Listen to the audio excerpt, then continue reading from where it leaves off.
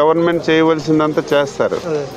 మీరు కూడా ఇప్పుడు ఏదైతే ఇది ఉందో డ్రైన్ చేసి ఉన్న దాంట్లో మీరు కూడా కొద్దిగా సేవ్ చేసుకోండి. మా వాళ్ళు చెప్తారు, సైంటిస్టులు, మా అగ్రికల్చర్ వాళ్ళు చెప్పినట్టు మీరు చేయండి. అది మేము చేయవలసింది మేము కూడా చేస్తాం. మేము చేయవలసింది ఏందని మీరు కొద్దిగా రక్షించుకుని మీకు కొంత వచ్చింది అనుకో, అడిషనల్గా ఇన్కమ్ మీకు వస్తుంది. అది ఇది గవర్నమెంట్ చేస్తారు కదా, మీరు ఇది వదిలేకుండా మీ పని మీరు కెనాలంతా క్లోజ్ చేశారు కదా.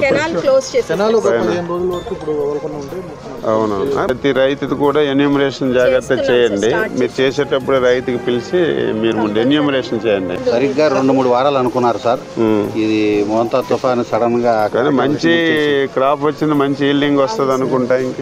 సార్ ఇప్పుడు ఇంకో విషయం ఏంటంటే సార్, దీని వలన పనికొచ్చే దాన్ని కటింగ్ చేయాలంటే 2-3 అవర్స్ టైం పెరుగుతుంది. అంటే మీకు టైట్ గా పడి ఉంటే మిషన్ పెడితే గంటకి ఇన్ని ఎకరాలు అయిపోతుంది.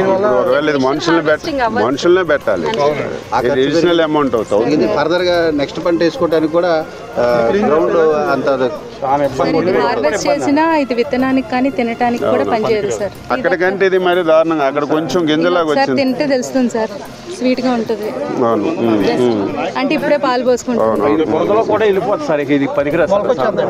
గవర్నమెంట్ కొంచెం ఉదారంగా చెప్పాను, అదే మీ ఎదురుగా చెప్తాను. ఎక్కువ అంటే సిస్టమ్ ఉంటుంది కదా, అన్ని రాష్ట్రాల కంటే మనమే ఎక్కువ ఇస్తున్నాం. చెప్పినట్టుగా లిబరల్ గా ఉండి జాగ్రత్త కూడా చేస్తారు. మీరు కూడా మీ పని మీరు చేయండి. మా వాళ్ళు చెప్తారు ఎంతవరకు మనం రక్షించగలిస్తే అంతవరకు రక్షిద్దాం. నిలబడి ఉన్న దానికి మాత్రం కంపల్సరీగా టిల్ట్.